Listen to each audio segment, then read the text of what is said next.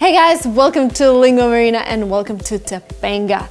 If you follow me on Instagram, you know that we left our apartment in San Francisco and we're just traveling throughout California these days from one place to another. Shelter-in-place is lifted almost everywhere. My husband was able to get a haircut and I really enjoy spending time with my family in a place like this. We're surrounded by green trees. You can occasionally hear birds singing and it's a perfect place for a family with a baby and a perfect place for me to work because my work is all remote, which is managing a company and also making videos for you guys. So today we're gonna talk about advanced English vocabulary and I'm gonna teach you some words that are advanced level. If you are upper intermediate, if you're intermediate, this video is for you because you can gradually start learning those more difficult words. You know, it takes several interactions with a word before you can actually use it. First time you hear it from my video, second time you use it in a comment down below, third time you read a magazine and you encounter this word once again, and fourth time you start using it, and then the fifth time it's already in your vocabulary and you are starting to sound more and more advanced. There are a couple of things to remember about the advanced level. When you're an advanced English language student, you need to be able to interact with people on both formal and informal topics.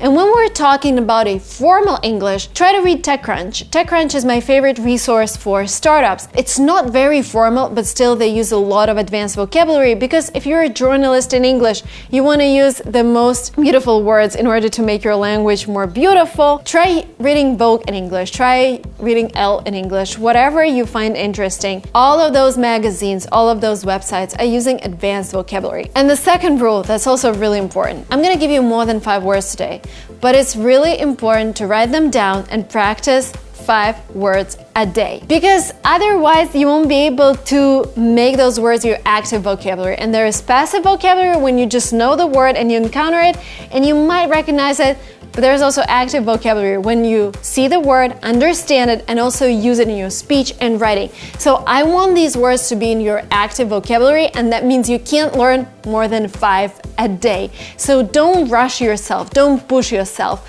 You know, make it a habit. 5 words a day, it's amazing. I also have a course where we teach 5 words a day.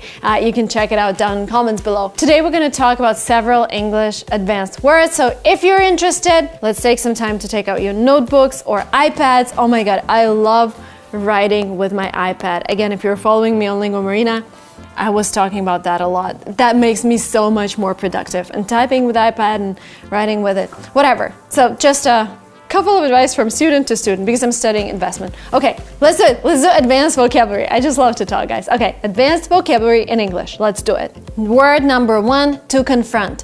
When you're confronting somebody, you're asking them something face to face. And when you're using the word confront, it actually has some negative meaning. So for example, when we say, this politician has been confronted by a journalist, that means that a journalist was kind of angry with this politician. He was probably mentioning something that politician wouldn't be happy about. Or for example, you can confront your enemy. So this means asking something, interacting face to face, but with this negative attitude. We will confront the inhuman. The next word is coherent. Coherent means logical and strategical. So for example, I really want to be big in Chinese social media. And I have a coherent strategy. I'm starting with Bilibili first, then I'm going to Chinese TikTok, and then I'm doing another platform. But I'm doing this step by step. It's a strategical and logical path to becoming big on Chinese social media. Coherent. Will be to make our money-raising activities more coherent and logical. Empathy. That is a feeling when you understand somebody's feelings and you take them into account when you're acting. So for example, when people hate you on YouTube, there isn't much empathy in their actions. There isn't much empathy on Instagram when people are just hating each other. So whenever people are hating you, there is no empathy. Empathy is when you're trying to help. Empathy is when you understand that a person is doing a lot and he's doing a lot for free and you want to support them and you're showing your empathy. Control freak with no empathy. Witty.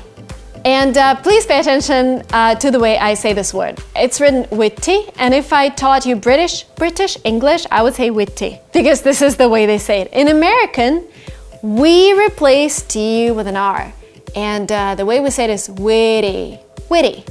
He's really witty. I have a lot of videos about American pronunciation, but I just want you to pay attention to the word's pronunciation the first time you encounter it. So it's witty. Witty means smart with a good sense of humor. For example, you met somebody at a party and they're really witty because they are making the smart jokes and they're really funny. You must be witty.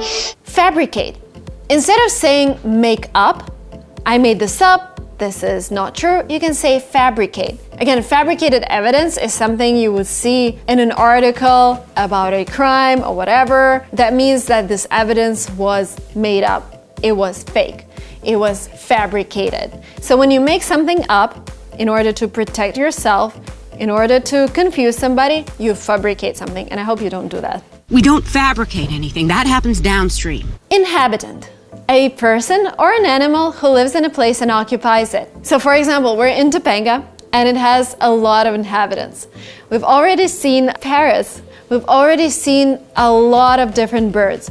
We've seen rabbits, we've seen hares, we've seen so many living creatures, and they are inhabitants of Topanga. Perhaps the native inhabitant can help us.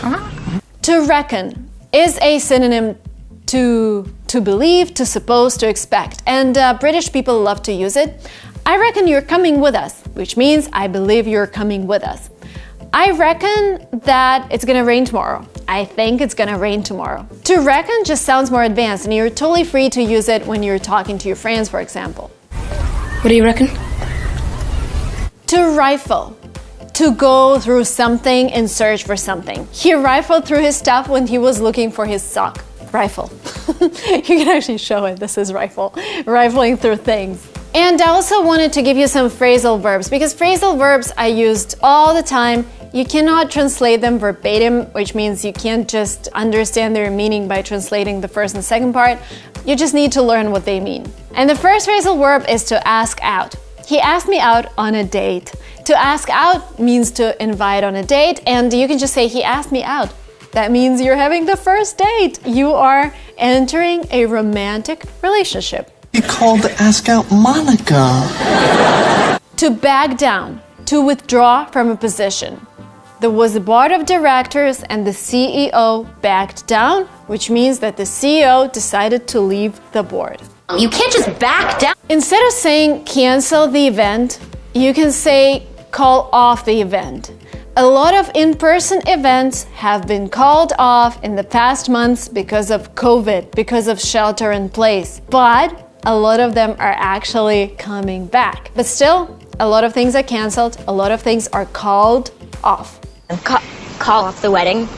To get away with something means to not be punished for doing something wrong. My dog has eaten my dinner and she got away with it because I just love my dog so much. They get away with it. To pass out means to become unconscious, and this phrasal verb is widely used in the US.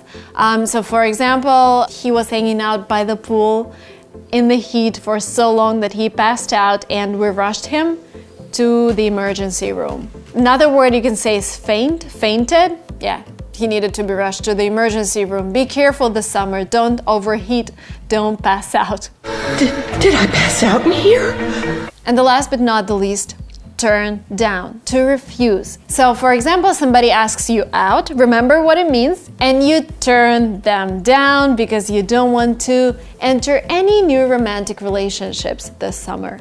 Turn down the offer? I hope you guys enjoyed watching this video. If you want to learn more phrasal verbs, I have a workbook in English that has a lot of different phrases and words that you can use. It can be downloaded by using the link below. English.online is the domain where you can download the workbook. It's 180 pages of content in English, and this is something you can use every single day to learn new words to improve your English language skills. And another thing that you can do is watch this channel. So if you're not yet subscribed, there is a red button below. Hit it and like this video if you've enjoyed this content. And I will see you very soon in my next videos. Bye!